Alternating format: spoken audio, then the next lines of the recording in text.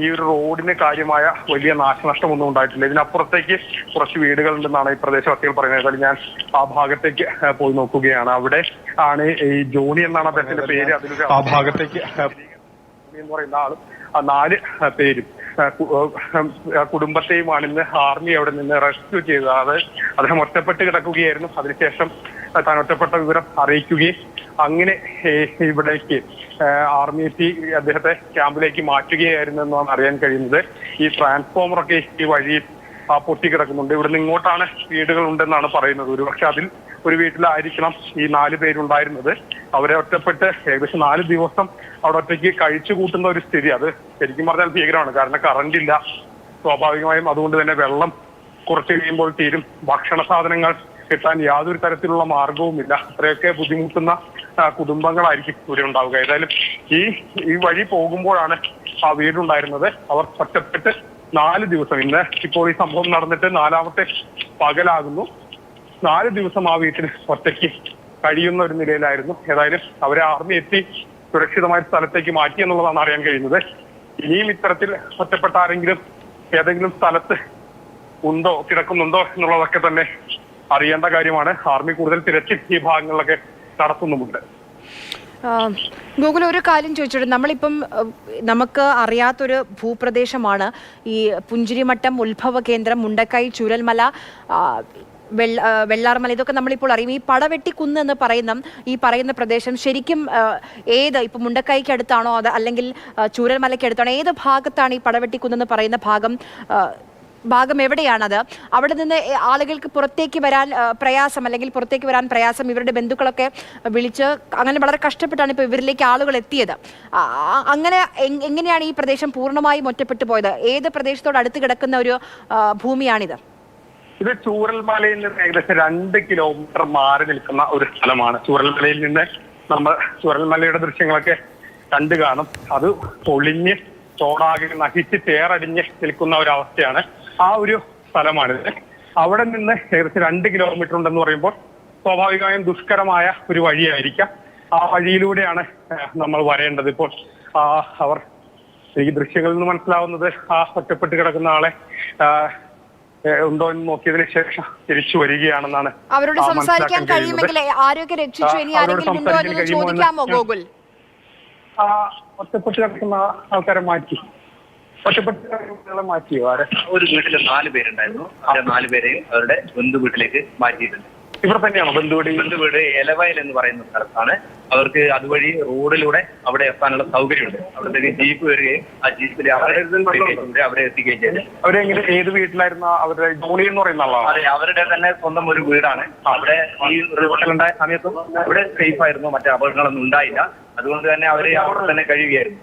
ഇന്ന് രാവിലെയാണ് നമ്മുടെ കൺട്രോൾ റൂമിൽ അവിടെ 4 പേര് ഇപ്പോഴും ഉണ്ട് എന്നുള്ള വിവരം കിട്ടിയിരിക്കുന്നത്. ഇത് ജോണും പിന്നെ ആരൊക്കെയാണ്? ജോണ്, എബ്രഹാം, ക്രിസ്റ്റി, ജോമോൾ, 4 പേരാണ് ഉണ്ടായിരുന്നത്. ജോൺ, അദ്ദേഹത്തിന്റെ ഭാര്യ, 2 മക്കൾ, അവരാണ് ഉണ്ടായിരുന്നത്. ഇവിടുന്ന് കുറെ ദൂരം പോകണം അവരുടെ വീട്ടിലേക്ക്? ഇവിടുന്ന് ഒരു നല്ല കയറ്റമാണ്. ഏകദേശം 1 കിലോമീറ്ററോളം ദൂരം ഇനിയും പോകാം. അവിടെ ഈ ഭാഗത്ത് തന്നെയുള്ള ഏതെങ്കിലും വീട്ടിലേക്കാണോ മാറിയണത്? അതോ അല്ല, എലവയൽ എന്ന് പറയുന്ന സ്ഥലത്താണ്. അത് പുത്തുവയൽ വഴി എലവയൽ എന്ന് പറയുന്ന, പുത്തുമല വഴി എലവയൽ എന്ന് പറയുന്ന സ്ഥലത്തേക്കാണ്. ഇന്ന് രാവിലെയാണോ അവരെ മാറ്റിയത്? ഇപ്പോ നമ്മൾ 15 മിനിറ്റ് കഴിഞ്ഞിട്ട്. ഇപ്പോ ഈ ഒരു പ്രദേശം ഇനി ആരെങ്കിലും ഇതുപോലെ ഒറ്റപ്പെട്ട് കിടക്കുന്ന സാധ്യത അങ്ങനെ എന്തെങ്കിലും പരിശോധിച്ചിരുന്നു? ഇല്ല, അങ്ങനെ ഇനി ആരുമില്ല. ആ ഏരിയ മുഴുവൻ അവരുടെ എല്ലാ വിവരങ്ങളും വാങ്ങിയിട്ടുണ്ട്. ഇനി അങ്ങനെ ആരും അവിടെയൊന്നും ഇല്ല. ഏതായാലും ഈ ഭാഗങ്ങൾ മുഴുവൻ ആയി പരിശോധിച്ചിട്ടുണ്ട്. ഇപ്പോൾ ജോൺ എന്ന് പറയുന്ന ഒരാളും അങ്ങനെ അയാളുടെ കുടുംബവുമാണ് അവിടെ ഒറ്റപ്പെട്ടിരുന്നത്. അതായത് 4 പേർ അവിടെ ഉണ്ടായിരുന്നു. അവരെയൊക്കെ തന്നെ ഇവിടുന്ന് മാറ്റാൻ കഴിഞ്ഞിട്ടുണ്ട്. ഇവർ മാറ്റി ബന്ധുവീട്ടിലേക്ക് തന്നെ സുരക്ഷിതമായ സ്ഥലത്തേക്ക് മാറ്റിയിട്ടുണ്ട്.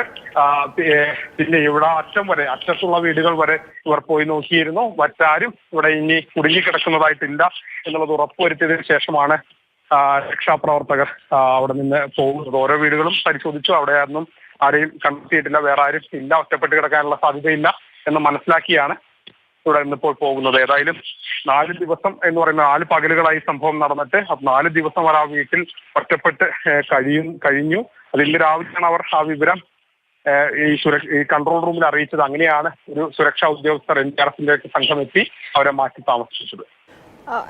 ഗോകുൽ, ഇപ്പം ഈ പറയുന്ന പ്രദേശത്ത് ആളുകളോട് സംസാരിച്ചപ്പോൾ എന്താണ് മനസ്സിലായത്? ഇനിയും ഒരുപക്ഷെ വീടുകളിൽ ഒറ്റപ്പെട്ടു പോയ മനുഷ്യരുണ്ടാകാനുള്ള സാധ്യതയുണ്ടോ, അതോ ഈ ഭാഗത്തെ മുഴുവൻ തെരച്ചിലും പൂർത്തിയായോ? ഈ ഭാഗത്തെ മുഴുവൻ തെരച്ചിലും പൂർത്തിയായി. കാരണം ഈ ജോണിന്റെ എന്ന് പറയുന്നത് ഈ വഴിയിൽ ഒരു ഏകദേശം 1 കിലോമീറ്റർ 2 കിലോമീറ്റർ മാറിയുള്ള ഒരു അവസാന വീടാണെന്നാണ് ഇവർ പറഞ്ഞത്. ഫയർഫോഴ്സിന്റെ ഉദ്യോഗസ്ഥരാണ് നമ്മളോട് നേരത്തെ സംസാരിച്ചത്. അവർ പറഞ്ഞത് ഏകദേശം ഒരു 2 കിലോമീറ്റർ മാറിയാണ് ആ വീടുള്ളത്. അത് ഏകദേശം ഈ ഒരു മലയുടെ എൻഡാണ്. അവരെ അവിടെ നിന്ന് മാറ്റി, കാരണം ഈ ജോണിന്റെ എന്ന് പറയുന്നത് ഈ വഴിയിൽ ഒരു ഏകദേശം 1 കിലോമീറ്റർ 2 കിലോമീറ്റർ നമുക്കും ഈ ദൃശ്യങ്ങളിലൊന്നും ഇതുവരെയും, അല്ലെങ്കിൽ ഈ വഴി നമ്മൾ ഇത്രയും നടന്നതനുസരിച്ച് ആരെയും ഒന്നും ഇവിടെ കാണാൻ കഴിഞ്ഞില്ല. ഇവരെയൊക്കെ മാറ്റിയിട്ടുണ്ടെന്നാണ് ഫയർഫോഴ്സ് അറിയിച്ചത്. സ്വാഭാവികമായും ഈ ഒരു സ്ഥലത്ത് ഈ അപകടം പറ്റാതെയുള്ള ഈ ജനവാസ മേഖല അത് താരതമ്യേന കുറവായിരിക്കും ഈ മലയിൽ. നമുക്ക് അങ്ങനെ അവിടെ നിന്ന് നോക്കുമ്പോൾ ഈ ചൂരൽമലയിൽ നിന്ന് നോക്കുമ്പോൾ ആ ഭാഗം മുഴുവൻ ഇടിഞ്ഞു കിടക്കുകയാണ്. അതിന്റെ ഒരു ചെറിയൊരു ഭാഗം മാത്രമാണ് ഈ ഒരു സ്ഥലം വരുന്നത്, പടവെട്ടിക്കുന്ന് വരുന്നത്. ഈ പടവെട്ടിക്കുന്നിന്റെ ഇരു ഭാഗങ്ങളുമായി ഒരു വഴിയിൽ വീടുകളുണ്ട്. ഈ വീടുകളിൽ ഉള്ളവരെയൊക്കെ തന്നെ മാറ്റിയിട്ടുണ്ടെന്നാണ് ഫയർഫോഴ്സ് ഉദ്യോഗസ്ഥർ അറിയിച്ചത്. അവരോട് സംസാരിച്ചു. അതിനുശേഷം ഓരോ വീടുകളിലും പരിശോധിച്ചു. ഒരു വീടുകളിലും ആരുമില്ല എന്നുള്ളത് ഉറപ്പുവരുത്തിയിട്ടുണ്ട്. 4 ദിവസമാണ് ഏതായാലും ജോണും കുടുംബവും ഇവിടെ തന്നെ ഈ ഒരു പ്രദേശത്ത് തന്നെ നിൽക്കുന്ന ഒരു സ്ഥിതി ഉണ്ടായത്. ഏതായാലും അവരെ ഇപ്പോൾ സുരക്ഷിതമായ സ്ഥലത്തേക്ക് മാറ്റാൻ കഴിയുന്നത് അവരിന്ന് രാവിലെയാണ് ഫയർഫോഴ്സിനെ വിവരം അറിയിച്ചത്. അവരെ അപ്പോൾ തന്നെ ഇവിടെ നിന്ന് മാറ്റി അതിനുശേഷം ബന്ധുവീട്ടിലേക്കാണ് സുരക്ഷിതമായൊരു സ്ഥലത്തേക്ക് മാറ്റിയിട്ടുണ്ട്. ഇനി അതിനുശേഷം ഈ മേഖലകളൊക്കെ പരിശോധിക്കുകയും ചെയ്തു.